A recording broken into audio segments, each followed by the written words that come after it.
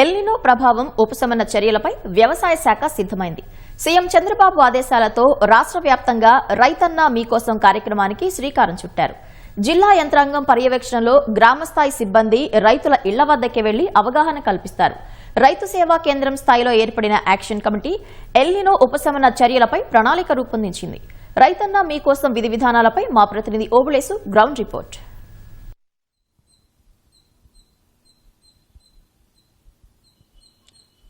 Thank you Pratibha. రైతన్న మీకోసమైన కార్యక్రమం అంటే ఏదో ఎల్నినో ప్రభావం నివారణ చర్యలపై రైతుల్లో పూర్తిస్థాయి అవగాహన కల్పించేందుకు విస్తృత కార్యక్రమ నిర్వహణ కోసము రాష్ట్ర ప్రభుత్వం సంకల్పించింది. దీనికోసము రైతన్న మీకోసం అనే వినూత్న కార్యక్రమాన్ని రూపొందించింది. ఈ కార్యక్రమాన్ని ఇప్పటికే వ్యవసాయ శాఖ మంత్రి కింజరాపు అచ్చెన్నాయుడు శ్రీకాకుళం జిల్లా రణస్థలంలో ఈ కార్యక్రమాన్ని ప్రారంభించడం జరిగింది. అయితే ఇప్పటి వరకు ఈ ఎల్నినో ప్రభావం నివారణ చర్యలపై రాష్ట్ర ప్రభుత్వం పలు కార్యక్రమాలు అవగాహన సదస్సులు కావచ్చు, సమావేశాలు, తదితర రైతులు అవగాహన కార్యక్రమాలు అనేక కార్యక్రమాలు నిర్వహించింది. అయితే ఈ ఎల్నినో ప్రభావం నేపథ్యంలో ఆచరణాత్మకమైన కార్యాచరణ రూపొందించేందుకు రాష్ట్ర ప్రభుత్వం ఈ రైతన్న మీకోసం అనే ప్రత్యేక కార్యక్రమాన్ని రూపొందించింది.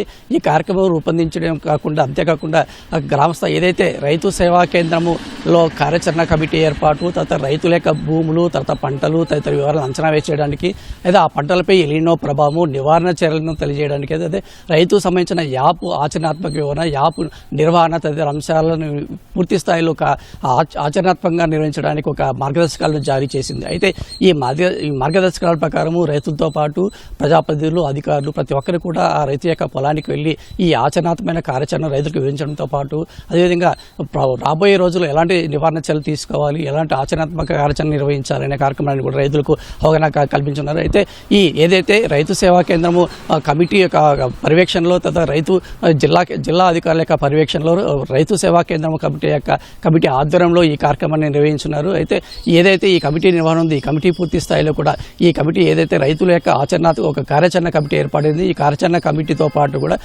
గ్రామంలోని అధికారులు, ప్రభుత్వ సిబ్బంది అంతా కూడా ఒక బృందంగా ఏర్పడి ఆ రైతుల యొక్క పొలాల దగ్గరికి వెళ్ళి వారికి వెళ్ళిన వాళ్ళకి సలహాలు, సూచనలు అందించాల్సిన అవసరం ఉందని చెప్పేసి ఈ కార్యక్రమం నిర్వహించడం జరిగింది. అయితే ఈ కార్యక్రమం రూపొందిన యొక్క నేపథ్యం ఒకసారి తీసుకుంటే అయితే మొదటి వరకు అయితే జూన్ ఆఖరి వరకు కూడా రాష్ట్రంలో దాదాపు 41% దాదాపు లోటు వర్షపాతం నెలకొన్న పరిస్థితి.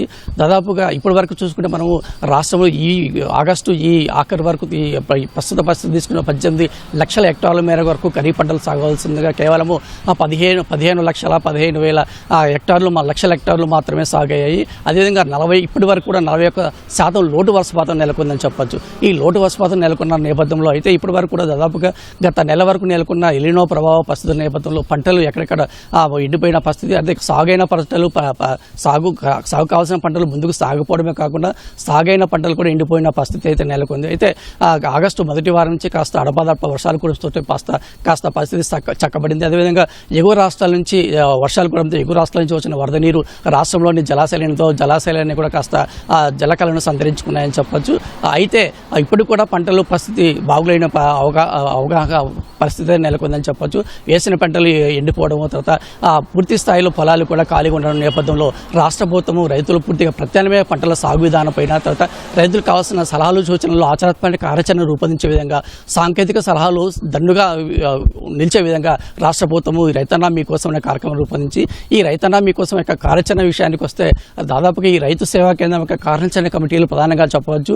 ఈ రైతు సేవా కేంద్రంలో ఈ కార్యాచరణ కమిటీలు దాదాపుగా రైతు సేవా కేంద్రాలు బృందాలుగా చర్చించి చర్యలు కూడా పరిచయం చేయాలి. ఏదైతే అంటే రైతు సేవా కేంద్రంలోని ఒక అధికారులు బృందం అంతా కూడా ఆ ప్రాంతంలోని రైతులతో ఒక కార్యాచరణ కమిటీగా ఏర్పాటు చేయాలి. కార్యాచరణ కమిటీగా ఏర్పాటు చేసిన తర్వాత ఆ రైతు పొలం పరిస్థితి, భూమి పరిస్థితి ఏంటి, ఆ భూమిలో ఏ పంటలు సాగు చేశాడో ఆ పంటల యొక్క పరిస్థితి ఏంటి, ఎల్నినో ప్రభావం ఏంటి, నివారణ చర్యలు ఎలాంటి నివారణ చర్యలు తీసుకోవాలి, తర్వాత రాబోయే రోజుల్లో ఎలాంటి ప్రత్యామ్నాయ పంటలు సాగు చేయాలి, ప్రత్యామ్నాయ పంటల సాగుల విధానంలో ఎలాంటి సూచనలు, సలహాలు అనుసరించాలి, ఎలాంటి విధానాలు రైతులు పాటించాలి, తక్కువ నీటి వినియోగంతో, తక్కువ పెట్టుబడితో స్వల్పకాలిక రకాలు ఏ రకాలు వేసుకోవాలి, ఎలా వేసుకోవాలి అనే అంశాలన్నీ కూడా పూర్తిగా ఈ కమిటీ ఏదైతే రైతు సేవా కేంద్ర పదవిలోని కార్యాచరణ కమిటీ ఉందో ఆ కమిటీతో చర్చించి జిల్లా యంత్రం యొక్క పర్యవేక్షణలో గ్రామ స్థాయిలోని అధికారులంతా కూడా ఒక బృందంగా ఏర్పడి ఈ ఆచరణపై కార్యాచరణ రైతులకు వివరించలేదు. అదేవిధంగా ఈ ఏదైతే రైతులకు సాగు సలహాలు తదితర వివరాలు అందించారు ఈ వివరాలన్నింటి కూడా దాదాపుగా 15 నుంచి 16 రోజుల తర్వాత వీటిని పర్యవేక్షణ కూడా చేయాల్సి ఉంటుంది. అయితే రైతు ఎలాంటి విధానాలు పాటించాడు, ఆ పంటల పరిస్థితి ఏంటి, ఆ పంటల యొక్క సాగు విధానాలు ఎలా ఉన్నాయి, వాటి ఫలితాలు ఎలా ఉన్నాయని కూడా ఏదైతే రైతు దగ్గరికి వెళ్ళి సలహాలు సూచనలు అందించారో ఆ రైతు యొక్క 16 రోజుల తర్వాత వాటిని పర్యవేక్షించాల్సి ఉంటుంది. అయితే పర్యవేక్షించిన తర్వాత కూడా వీటిని ఒక రైతు సపరేట్ ఒక ప్రత్యేకమైన ఒక యాప్ కూడా డౌన్లోడ్ చేయాల్సి ఉంటుంది. రైతు సేవా యాప్ ఫార్మర్ యాప్ అని ఒక డౌన్లోడ్ కూడా చేయాల్సి ఉంటుంది. ఈ ఫార్మర్ యాప్ డౌన్లోడ్ తర్వాత కూడా దీని పర్యవేక్షణ తర్వాత నియంత్రణ తదితర వివరాలన్నీ కూడా యాప్లో చేస్తుంది చెబుతుంది. ఓకే, ఇవన్నీ కూడా చేస్తుంది. Over to studio camera Naresh తో ఓబ్లేష్, ఈటీవీ న్యూస్. ధన్యవాదాలు ఓబులేష్.